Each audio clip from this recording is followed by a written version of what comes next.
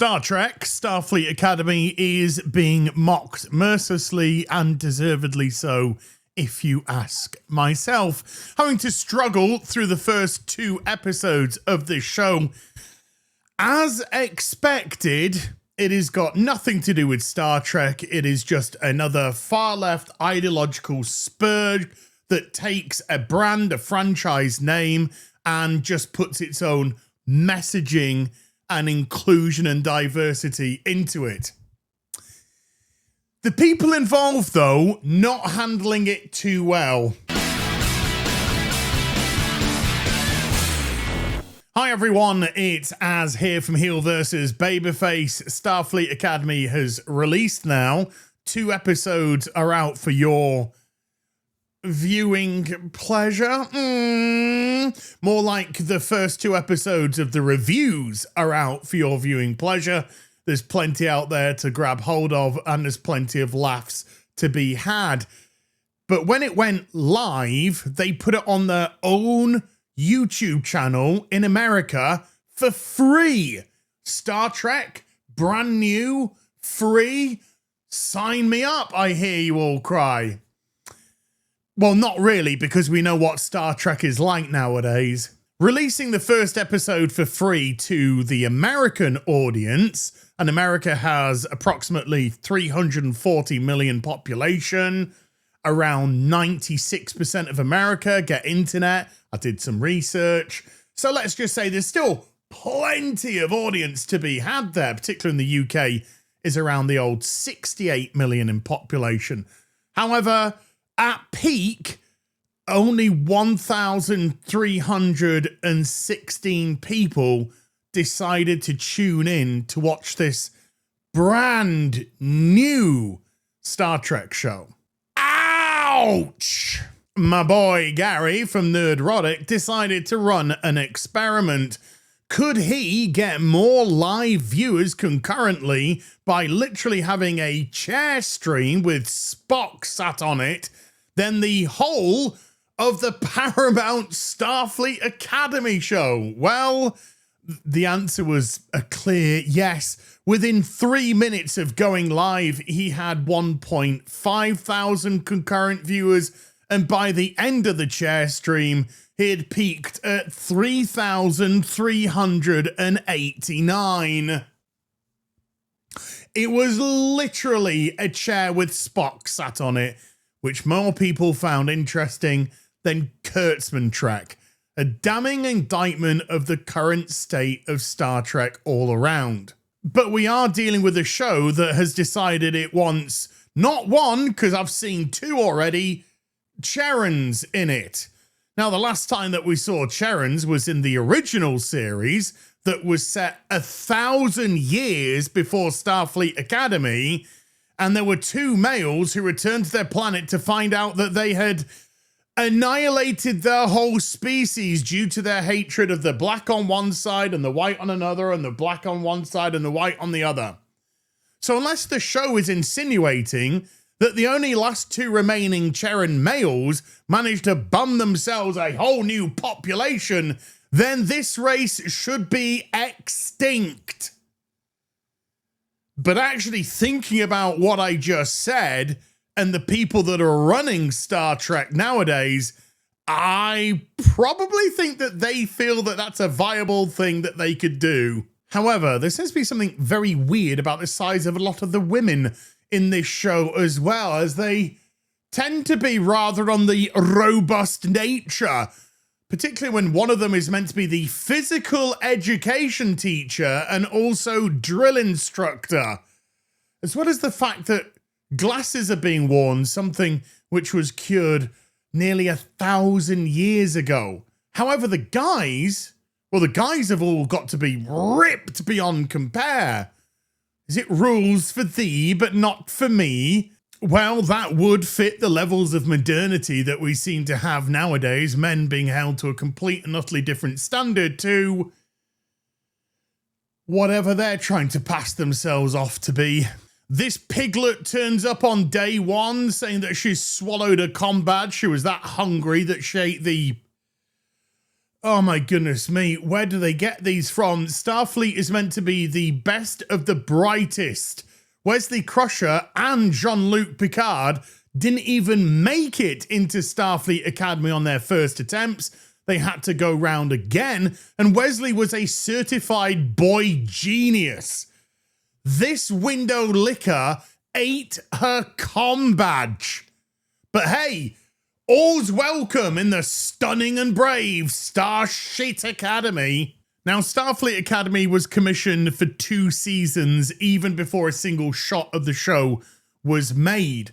And at a convention last year, Robert Duncan McNeil, who plays Tom Paris in Voyager, allegedly let slip that he had filmed his scenes for Starfleet Academy Season 2. Now, take that with a pinch of salt, because he did appear in Lower Decks. So are people getting that confused, or is this what is legitimately going to happen in some sort of flashback or holographic scene? And with the EMH being in the show, and potentially Tom Paris, does that open up the doors for people like Tim Russ, who played Tuvok? Well, let's see Tim Russ's audition for Starfleet Academy. TDS.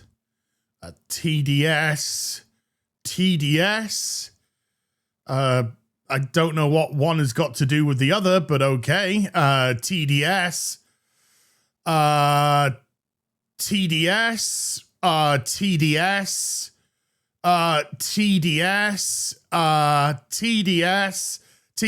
Look, this guy looks like he's an absolute perfect candidate to appear on this show. Guys, if he's not on season 2, then you've really missed something here. You truly have. Rather disappointingly, Robert Picardo, who I really did like as the EMH in Voyager. I love that dry, sort of sarcastic wit, maybe because I'm British. But even before the show came out, he decided to let loose a preemptive volley, saying that Star Trek's heart was woke, always has been woke, which is absolute, utter bullshit.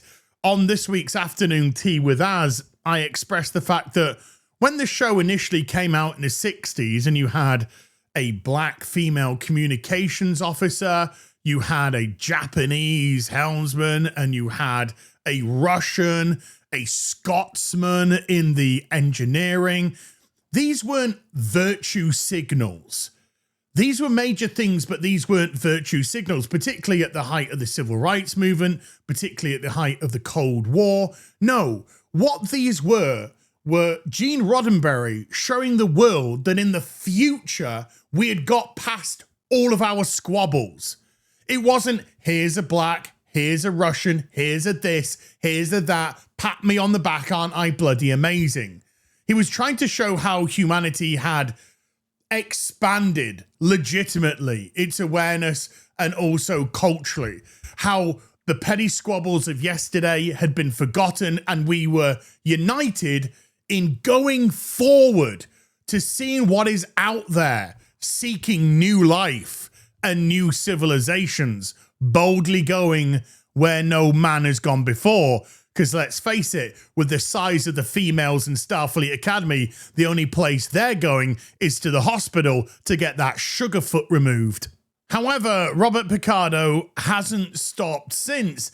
This is an interesting one though. Star Trek turns 60 this year, and proud to have been part of it for more of half of its lifetime.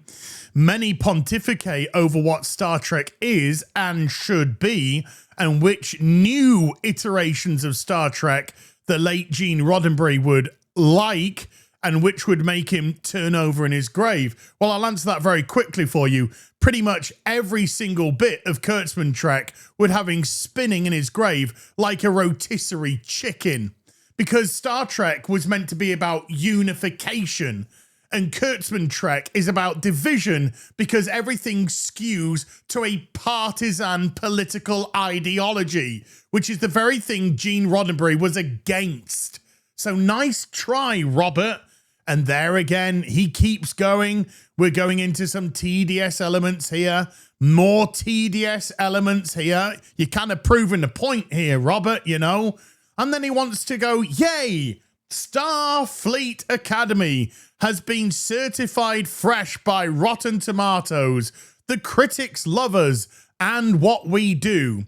Well, it's a shame that the audience don't, because if we jump to Rotten Tomatoes with them, then they only have a 43% rating. And it's your audience that matters when you put out a show, not critics. Because critics can fly you to the moon, or they can bury you 6 feet under. But it's the audience that determine whether or not shows get renewed, because they turn up. And if they turn up in their droves, you're getting more seasons. And they're showing that it's genuinely liked. But when your audience stay away because it's a pile of absolute dog shit, and you get a 43% post, then guess what? All of that, yay, the critics love us, is just exactly what it is. Bullshit. The levels of cope absolutely culminate with this post to me. Well, maybe not. Maybe there's one more after this. But here we have somebody talking about, yes, the thing about Starfleet Academy is that posting about it has allowed me to discover, block, and delete those gatekeepers and haters from my life. P.S. A hater is not someone who dislikes it, but someone who tries to force that dislike upon you. What do you mean, force that dislike upon you? Are you so weak in character that you can't have your own opinions? Well, you clearly do have your own opinions because you just block them. What you're trying to say is somebody I don't like disagrees with me, or somebody just disagrees with me, so I block them. You then try to have some plausible deniability, but it's bullshit. And Robert Picardo, a profound insight. Do you think that's what Star Trek is, Robert? Finding people who disagree with you, and instead of trying to find common ground, commonality, discussion, discourse, the foundation of the fucking show, you think, oh no, Gene Roddenberry would absolutely block them because they're gatekeepers. When you post things like this, you actually show everybody how ignorant you truly are. You show everybody exactly why this Star Trek doesn't work. Because Star Trek was always about communication. Star Trek was always about trying to find the peaceful solution instead of all-out war. It was trying to find that common ground. What is that thread in races that despise each other that we can take and weave together to find something where they can change their attitudes toward each other, maybe develop? But no, they don't like us, they disagree with us, block them, move on. It's pathetic, Robert. It's pathetic. And space, the final cope. I am hearing congratulations from fans all over the world. And our 93% positive reviews from critics is very gratifying. Well, I mean, within 16 hours, it's down to 87. So just careful. Outside the X bubble on Earth 1, Starfleet Academy is off to a great start. Every new Star Trek series was criticized by some fans at the outset, and everyone was later judged by fans to hit its stride later in their run. As late as season 3, it seems that trying to kill the baby in the cradle will always be the goal of some fans, but most have the patience and optimism to give each new iteration of our franchise a fair chance. Now, I agree that there has been criticism. I mean, there was criticism of Next Generation, criticism of Voyager, even though that criticism of Voyager maintained throughout its seasons because the premise in which it was built upon, which was an interesting premise, was pretty much forgotten about really quickly. But never mind, that's something different. But here, the bubble of X, by the way, which he's posting on and which he's trying to get his validation from. But is this X, Robert? This is out of the bubble of X. This is the very place with which you are trying to get that validation of number from. But it's only the critics that you're referencing. You're not even touching what the audience says. So this audience, which is outside of the bubble of X, which is down to a 43%, there has never been a level of criticism that I have heard against Star Trek than against Kurtzman Trek. And there's a reason for it. Because it isn't just regular people going, what is this nonsense? While Star Trek fans, which, by the way, have kept the franchise going for 60 years as a generational franchise, are actually praising it and supporting it. No. The biggest critical voices of Kurtzman Trek are coming from the people who love Star Trek, are coming from Star Trek fans themselves. Because you can't use things like race and gender as arguments for Star Trek because it's been a staple of the show since day bloody one. People look at Star Trek as an optimistic view of the future. And Kurtzman has turned it into a nihilistic piece of commie fodder dog shit. That's why it is so vitriolically hated.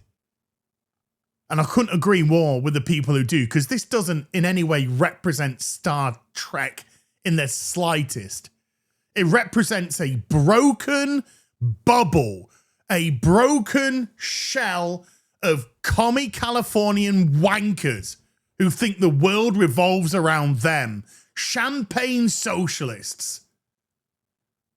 But it doesn't represent Star Trek, and it certainly doesn't represent humanity and people, because the moment that you, as you mentioned in your post, go outside of that bubble, you don't like the truth that you actually hear.